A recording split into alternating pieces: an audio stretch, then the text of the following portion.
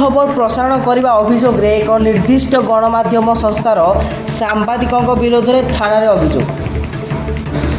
ଭୁଲ ଖବର ପ୍ରସାରଣ କରିବା ଅଭିଯୋଗରେ ଆଜି ଚାନ୍ଦବାଲି ଥାନାରେ ନିର୍ଦ୍ଦିଷ୍ଟ ଏକ ଗଣମାଧ୍ୟମ ସଂସ୍ଥାର ପ୍ରତିନିଧିଙ୍କ ବିରୋଧରେ ଅଭିଯୋଗ କରିଛି ବିଜେପି। ତେବେ ଅଭିଯୋଗ ଅନୁଯାୟୀ ଚାନ୍ଦବାଲି ଭୂଇଁବୃତ୍ତି ପଞ୍ଚାୟତ ନୂଆଗାଁରେ ହୋଇଥିବା ଏକ ଗଣଦୁଷ୍କର୍ମ ଅଭିଯୋଗରେ 3 ଜଣ ଅଭିଯୁକ୍ତଙ୍କୁ ଚାନ୍ଦବାଲି ପୋଲିସ ଗିରଫ କରି କୋର୍ଟ ଚାଲାଣ କରିଛି।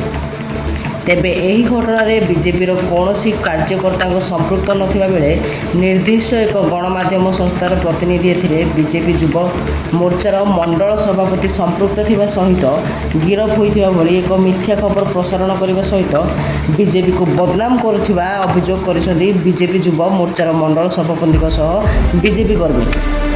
ତେବେ ଉକ୍ତ ଗଣମାଧ୍ୟମ ପ୍ରତିନିଧି ଜଣକ ବାରମ୍ବାର ବିଜେପି ବିରୁଦ୍ଧରେ ଭୁଲ ଖବର ପ୍ରସାରଣ କରିବା ସହିତ ବିଜେଡି ନେତାଙ୍କ ଛତ୍ରଛାୟା ତଳେ ରହି ଅନେକ ଅନୈତିକ କାର୍ଯ୍ୟରେ ଲିପ୍ତ ଥିବା ଅଭିଯୋଗ କରିଛି ବିଜେପି।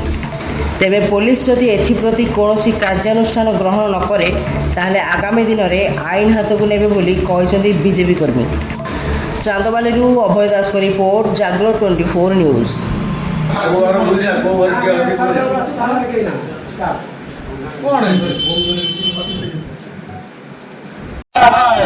शिक्षा अनुष्ठान खोलिक रंगशाला चलैथिबा हाय हाय हाय हाय हाय हाय नंदीघोष टीवी हाय हाय हाय हाय हाय पंडा शिक्षा अनुष्ठान खोलिथिबा ओडिशार बल्ले बल्ले ढाबा ठेउ बळी गला रंगशाला हाय हाय हाय हाय नंदीघोष टीवी हाय हाय हाय